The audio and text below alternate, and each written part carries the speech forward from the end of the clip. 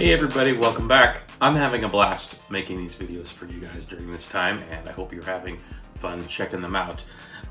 Today you can tell that we're going to be looking at some buildings. These are part of the architecture line that LEGO has been producing for probably over 10 years now.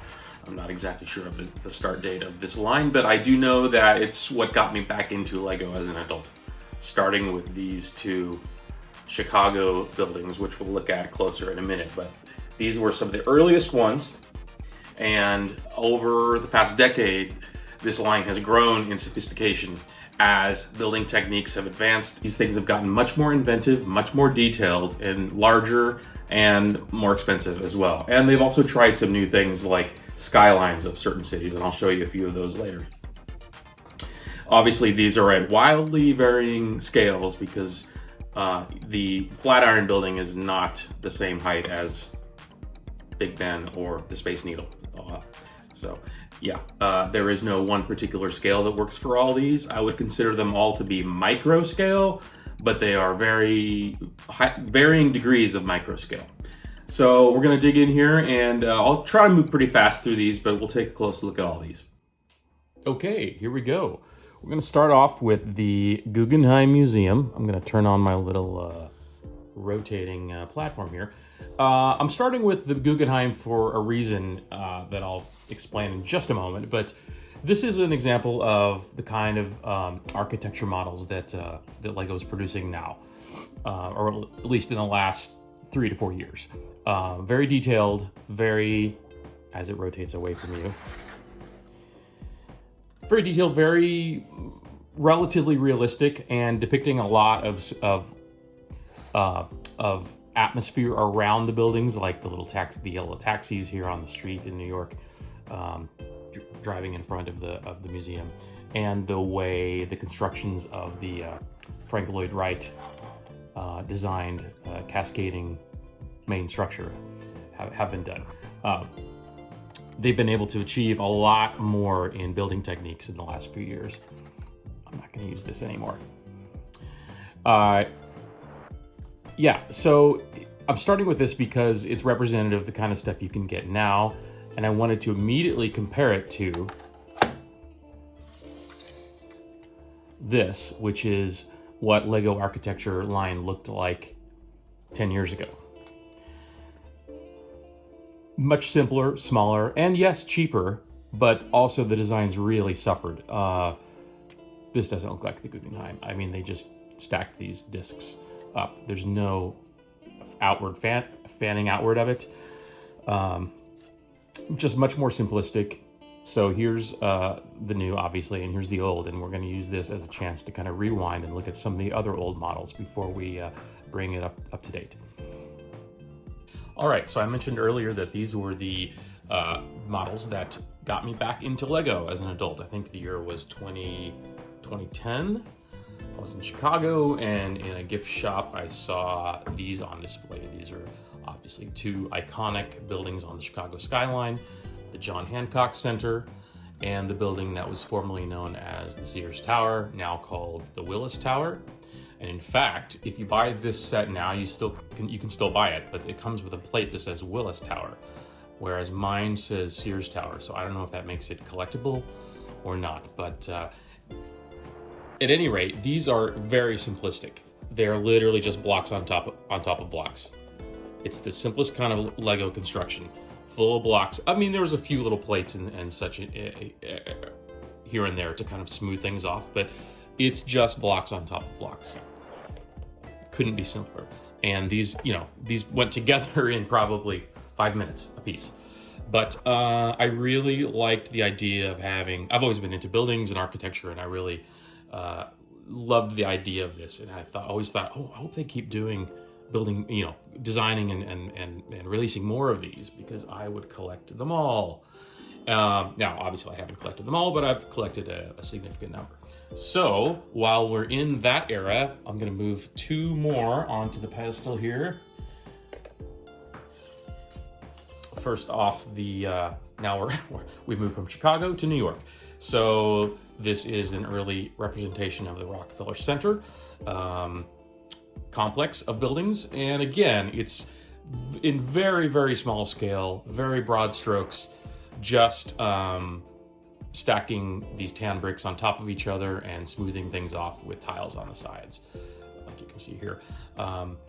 It's just giving you a sense of what those city blocks look like, and right inside there you can see the statue that is in front of the skating rink, the famous statue. So obviously here's where they would put the Christmas tree, and that's the sort of golden piece of art there that always looks down on the ice skaters. So you've got the Rock Center, and then there she is, the Empire State Building. The first architecture series representation of the Empire State Building. Again, simple. I could easily pull this apart and put it back together because it's literally just blocks on top of blocks. Very simple construction, but it totally works. I mean, all the elements you might expect are represented, the setbacks at particular levels, the sort of channeling that's sort of put back into the sides of it, and you know, you don't get windows here, but you do get a sense of the overall shape of the building. So there's my 2 New York buildings and my 2 Chicago buildings, all from the same very early era of Lego architecture, along with the Guggenheim. So got a couple great cities represented here. Now let's move ahead a little bit. And just moving ahead a couple of years, around 2012, 2013, I started to notice some more entries into the architecture line of some buildings that I really loved. And we obviously know what this is. This is the Seattle Space Needle. This was interesting to me. We're starting to see more interesting shapes being implemented. These are flexible rods that are official Lego pieces, but they're bent into shape and just stuck into these holes up here and down here, and bent to the shape and held in by this wheel disc. And that gives it that arcing in and fanning back out at the bottom. So, the designers are starting to get a little more inventive as to how they depict these shapes, putting a gear wheel inside of here to sort of give the illusion of windows up here at the top of the Space Needle at the observation deck. So that's real nice. This is old, but one of my favorites. I think it does a great job of depicting it. I don't think that this one does as good a job of depicting the source material. This is the what used to be called the Burj Dubai in Dubai. Now, this is an exception to my rule of acquiring architecture sets of cities that I've actually been to. I've not been to Dubai, sadly. But the tallest building in the world, I believe, still holds true. I can't even get the whole point of this into the camera, but there you go. But this is an incredibly simplistic construction. It's just these little barrel pieces stacked and stacked and stacked. Damn it, I was supposed to go there. And giving you the 3-sided star here, which is how this building is constructed. But if you were to compare this to the real thing, you would see there's a lot more going on than just this. But a noble effort here and a clever use of all these little barrels. But it is very fragile, and the minute you touch this, these can just break right off. So that was a bit of a design flaw, and they kind of want to separate on you sometimes. So, but clever, and in the interim, they have between then and now they've introduced another Burj Khalifa, which is a much more sophisticated design. Unfortunately, it's another foot taller than this, so I don't think I'll be acquiring it for my place. But similar era to the Space Needle. And then they started getting a little more creative with some of their choices for representation in architecture. And with this Lincoln Memorial here, you start to see some of the shades of what you were seeing earlier in the Guggenheim, which you start to see the grounds around it. There's a layer of green grass surrounding the memorial, and these slopes are representing the steps up, and then all of these little bars, which are often used as lightsabers in the Star Wars line, but colored white. They make great pillars, and they frame this up beautifully, and this model looks great from all sides. Some of these only look good from one side, but I like the ones that can be looked at from any angle. As you see, the back comes around. You can see that it is constructed the same way. And this one was interesting because it actually came with a removable rooftop with transparent pieces that allow light to come in.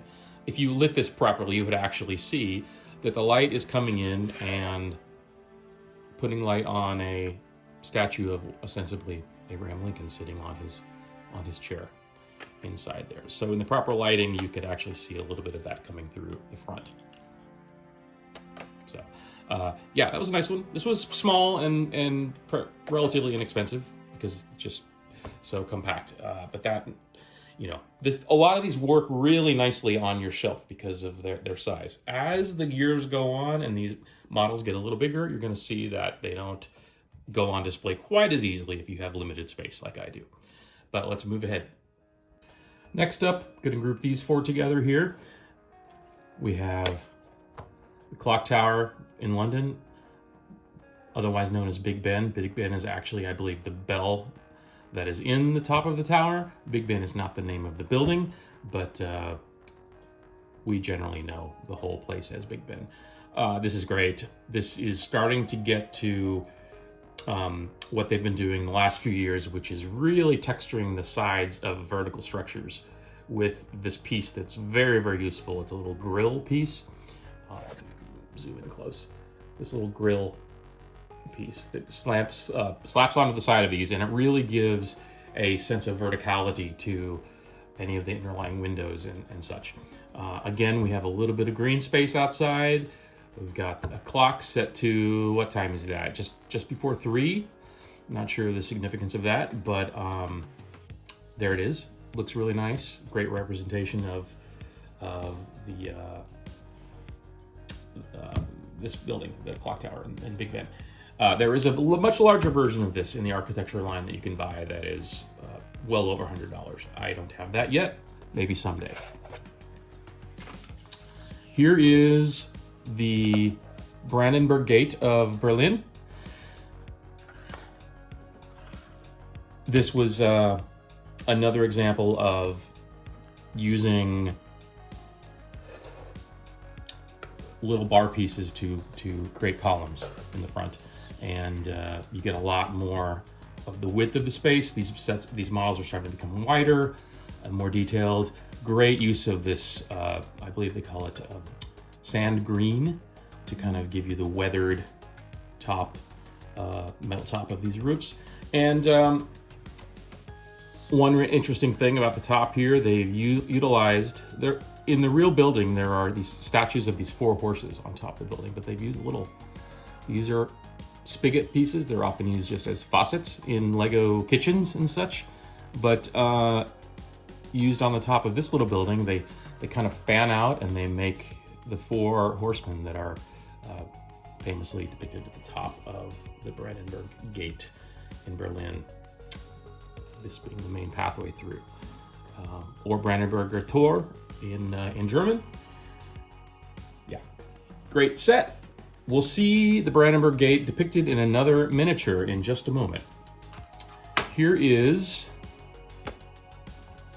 the Flatiron Building in New York City. This is, yeah, wildly out of scale with a lot of the rest. This is very tall for I mean, it's not a small building, but this was to get the angles and the curves, the subtle curvature of some of these things right, and especially the wedge of the building that comes around this very skinny wedge of the building.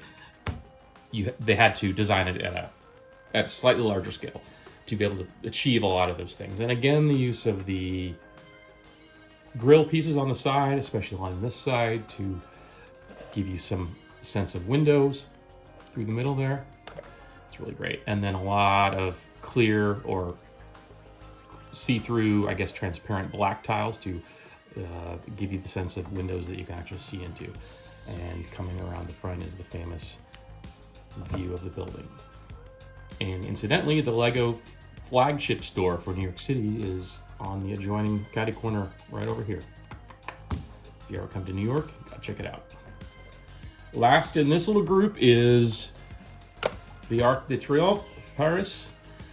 Another nice representation.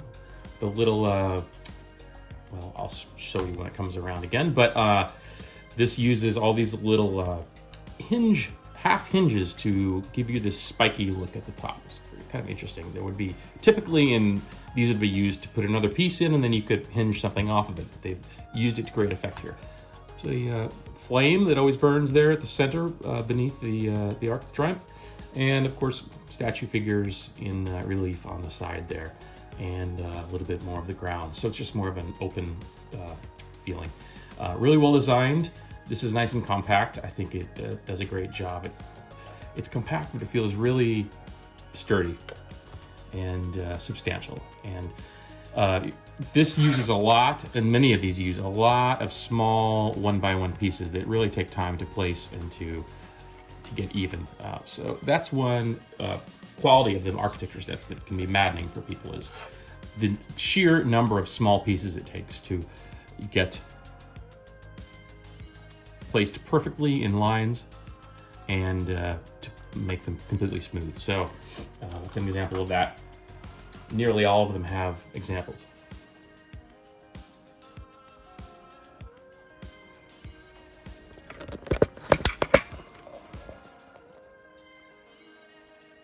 Next up, real quick, we have a very tall, too tall for my field of view, Eiffel Tower. Looks great, just the way this all came together with these little hinges that all just enable these angles to fan out like that. And it actually requires a little bit of positioning to get all the angles just right. But another example of the bent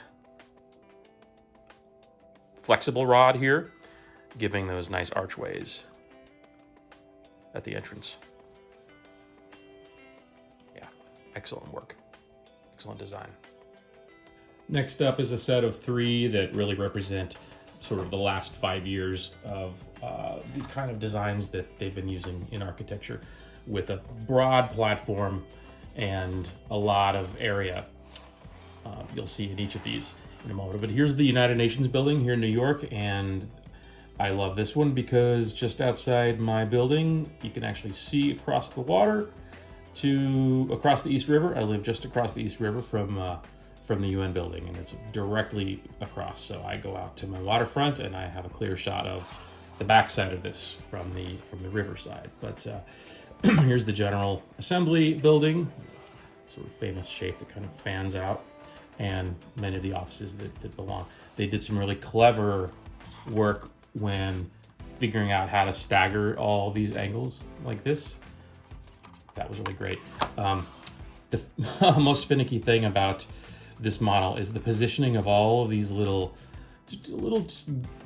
gear shift pieces, but they represent the flags out on the street. And just, you breathe on these things or you look at them the wrong way and they fold down. So it takes a lot of patience to get these positioned to a point where it looks good. More patience than I have to position all of these at the exact right angle. So I get it to the point where it looks pretty good, and then I just leave it. This set is also notable for the sheer amount of the blue tiles that they represented all the windows with.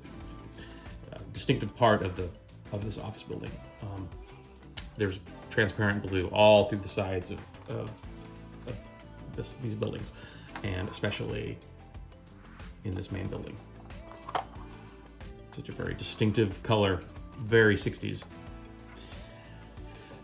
Next in this little grouping is another one with a very flat base and a lot of area around the building. This is the Louvre, or part of the Louvre.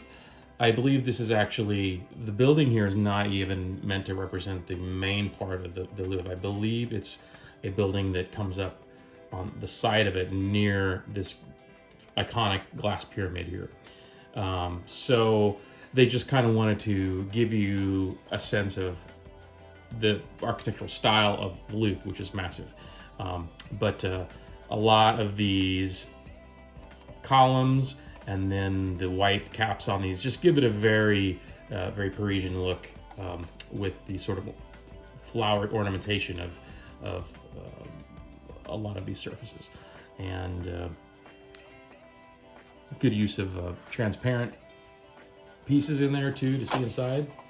Not much to look out on the back, but obviously the showstopper here is the pyramid, the glass pyramid, and they've done an okay job of representing that by, you build each of these triangles separately, and then actually each one it's in 8 pieces, and they all clip into place, and they just fold in, and they all kind of fold together to make a point. And then there's a well, they don't really make a point, you have to add this on a pole right through the top, and it gives you a sense of a point. And some of the water features around are also represented. So very distinctive Parisian French top here, and the way that all comes together with these different angles. Really, really nice. And then here is Buckingham Palace. Really nice, and has a great golden statue at the center of this fountain here, as well as a couple additions of some city life on the streets here. A little cab and the iconic double-decker red bus, but a straightforward design of this palace. Again, many of the same techniques that we saw in the Louvre and in Big Ben, and even in the Flatiron building with this basically used, whoop, wow, that wasn't supposed to happen. I grabbed that the wrong way. All right, that's the great thing about Lego, you just put it back together. So,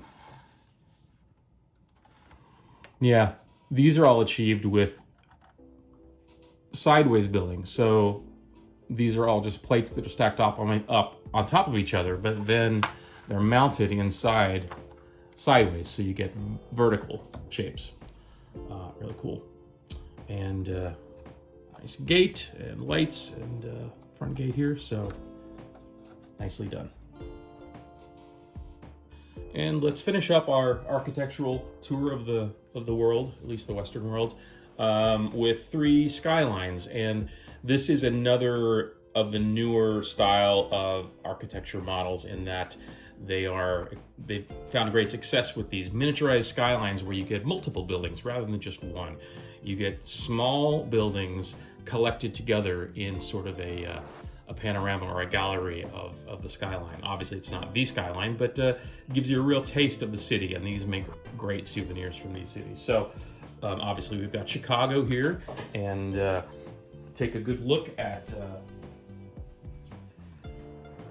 the Willis Tower and the John Hancock building while I grab the old versions of those. So you can just tell already, this was the one I showed you at the beginning of the video, the Sears Tower. I'm sorry, the Hancock building. You don't even get, the angle is achieved just by making the bricks smaller as you go up. Whereas here, they were able to come up with a construction that angles very subtly from wider at the base and more narrow at the top. So, and on top of that, they've been able to incorporate the grill pieces to give it some texture. The original did not have that. Additionally, here on the Willis or Sears Tower, you get much more stronger sense of the floors and the divisions between sections of the building. And these are things you can actually notice when you look at the real building. There are these, every so often, there are these bands that come across certain floors. So those are represented there, and then you compare it to the original, which was just bricks. You can see a lot more finesse here. Additionally, on the Chicago skyline, this iconic red building, the name escapes me right now, but it is clearly visible if you're out on the water on Lake Michigan out in front of Chicago. Your eye always goes to that. We've also got a little bit of the Chicago River here, and I believe they have even done it with a bit of a green hue because of the tradition of dyeing the Chicago River green for St. Patrick's Day. So you've got these little this drawbridge that raises and lowers here over the river, and here is, I believe, the Wrigley Building, set at an interesting angle, which technically, I think this is actually laid out much like Chicago is, in that this would be the furthest thing north. Then you would have this iconic, very old building, but really interesting construction to make this little thing happen. And then that's close to the river. And then as you move south, you get to Millennium Park, which they've represented with the bean, the big silver structure. It's only just a little nub, little silver nub, but that gets the point across, and that is, I believe, fairly in line with the Sears Tower, which is set further back, and then this is on the south side of all of that. So they kind of laid them out in order as you might see them from the water. All right, moving on from Chicago. Here is London. This is great. The Tower Bridge here, and the iconic sort of light blue colors, the ornamentation across the top and along these supports here, nicely ornate at the top. We've got a little sail going through, crossing underneath at the moment. That's why I've got the drawbridge up. Here's Big Ben again, just like we saw before, only we're much miniaturized now. And here's the original. But we've kind of got the point across there. And here is the Trafalgar Square, I believe. Yes, absolutely. Miniature of the Trafalgar Square. And next in line for me to build, which I may do on a future build, is this is a very new version of Trafalgar Square, a very new big version. Look how they've just gone more and more in the direction of increased detail with the trees and the lamps and the fountains, and even more, a couple of different buses and this amazing monument in the middle. But that's for a future day. We have all of those things, or many of them, represented in the miniature Trafalgar Square here, the monument and the fountains. And then obviously in the back, the thing you can't miss is the London Eye, the massive Ferris wheel, if you could even call it that, the massive wheel that offers tourists a view of the whole city. I rode it once. It was pretty amazing. I rode it at sunset, and it was a beautiful evening to look down upon London. It's great. This is a very odd, very non-Lego, not typical Lego, to have you bend. First of all, these are these long straight rods, and you have to clip these little, what represent the cars that you ride in, clip those on and evenly space them. They kind of leave it to you to evenly space something like 10 or 12 of them on each half. Then you bend the whole thing around and you attach it at the top here. And it's all held taut there. There's no sense of, I kind of like how they've kept it open here. It just gives it a real open feel. It's not, you don't really see the spokes coming off the center of the wheel, but all in all, just gives you a great flavor of many of the iconic sights of London. And then here's Berlin, which I was lucky to visit in, I think, 2012. We've got a miniature of the Brandenburg Gate, which I showed you earlier. So here is the big Brandenburg Gate, and here's the tiny one. They've managed to achieve the little horses with just these teeny little clips sticking out of the front here. And they've also incorporated sections of the Berlin Wall. There's one here. These are little tiles that have prints of sort of graffiti or artwork on them. And they've got one over here by the Brandenburg, and they've got a couple others over here, by the Reichstag, yes, building. With the famous transparent dome. One of the more modern buildings in Berlin. You know what? I really should have made some notes for myself to depict each of these buildings. I didn't think I would actually go into this much detail, but I forget the name of that statue and I forget the name of that building. I can tell you that the name of this tower is called the Berlin TV Tower, and it's got sort of an iconic red and white striping up here. Very, very, very tall. Towers over the whole city, and you can really get a beautiful view if you go up, take the elevator to the top of that. So that's Berlin. London, and Chicago in the Skyline series. There are several other Skylines that I'd like to acquire. There's a new Tokyo one that looks great. There's a new San Francisco one that looks great. It's got a little miniature Golden Gate Bridge. And several others that I'd love to pick up and add to my collection. The great thing about these is they pack together. They don't take up a lot of room. You can see how some of these are incredibly narrow from front to back. So you can really get creative with how you would display them on a shelf, and it doesn't take up a ton of shelf room, but yet you have a bunch of these iconic buildings, and it's really a treat. So I plan on acquiring more of these, maybe not so many of the bigger, wider ones, because those just end up taking up so much shelf space in my place. Eventually I'll have a place to display everything all the time, but not yet. Hope you enjoyed that tour of my architecture collection, and there will be more videos on the way. Thanks again for tuning in.